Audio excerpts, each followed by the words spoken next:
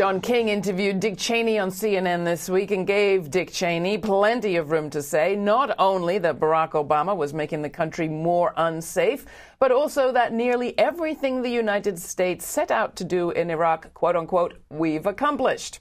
Our next guest, Juan Cole, looks at things a little differently. Juan Cole, a respected historian, celebrated blogger, is also professor of history at the University of Michigan. His blog, Informed Comment, gets millions of hits every day, more or less. He's written numerous books about the Arab and Muslim world, the most recent of which is Engaging the Muslim World, out March 17th. Juan, welcome to GRITtv. Thanks for joining us. It's my pleasure. Thank you. So Dick Cheney did get his stage pretty much there on CNN this week, and the former vice president said that everything had been accomplished that he set out to do.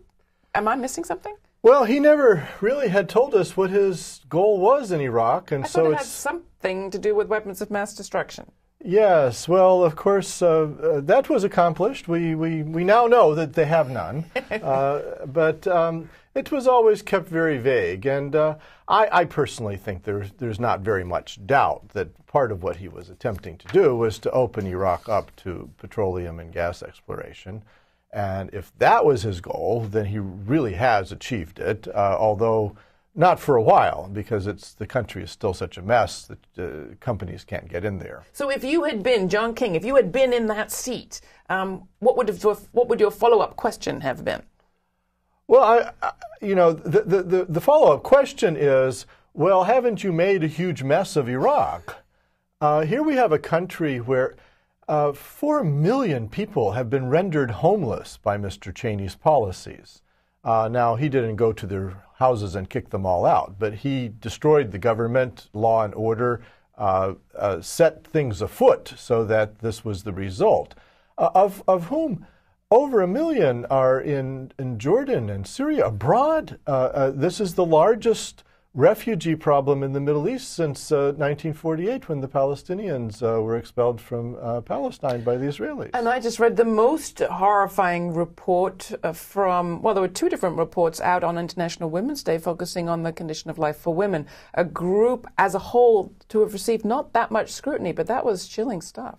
Well, the horrible thing is that the Bush administration represented itself as having liberated Iraqi women.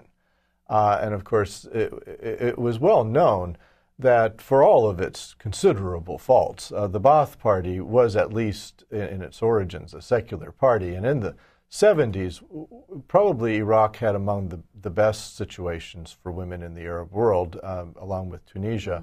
Women could go to law school, they could become professionals. There was a revolutionary ideology of building the new Iraqi person, and the women participated in.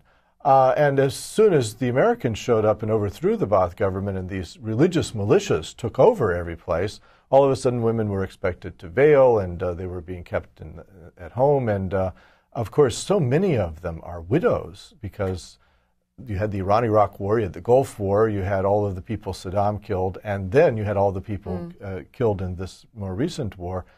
So who knows how many, maybe millions of widows. You just talked about mentioned religious militias, some of which the United States has been working with.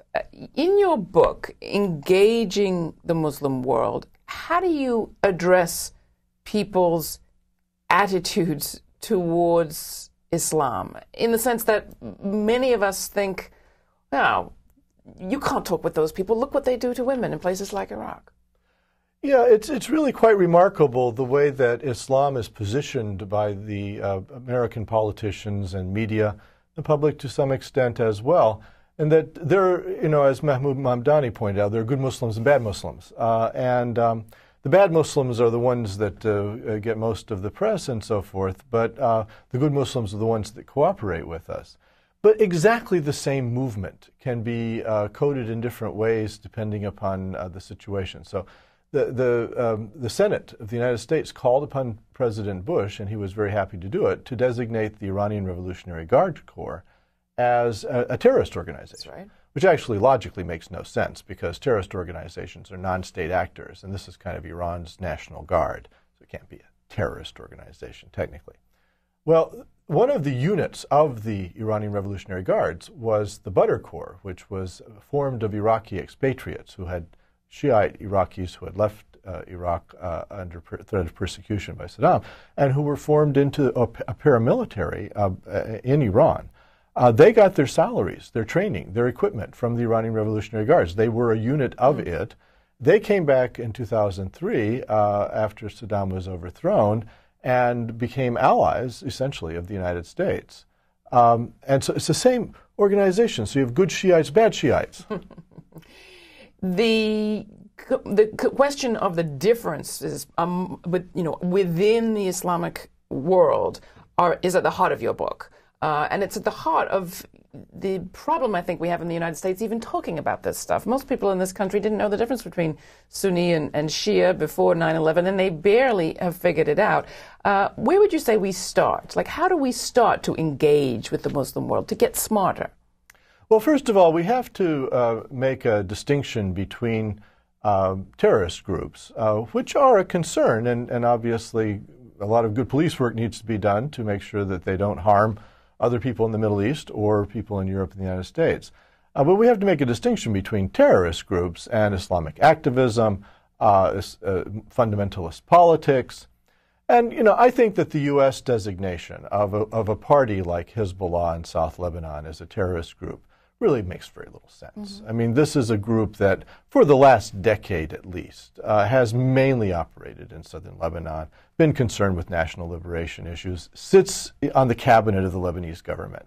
So to refuse to deal with it. Provides health care and clinics and runs people for government. It's the part we don't find out much about in the media here. That's right. That's one of the main sources of its popularity, is that it takes care of people. And after the Israeli attack on Lebanon in 2006, they did a lot of reconstruction work. And so I talk about this in the book. So they have their sources of popularity, but opinion polling shows that only 50% of the Shiites in the south who vote for Hezbollah in Lebanon want anything but a separation of religion and state. That is to say, a lot of people vote for the party who are essentially secular-minded people. So it makes no sense to punish the Shiites of southern Lebanon or to think about them as terrorists or even as theocrats. And the inability to make these distinctions really harms U.S. policy.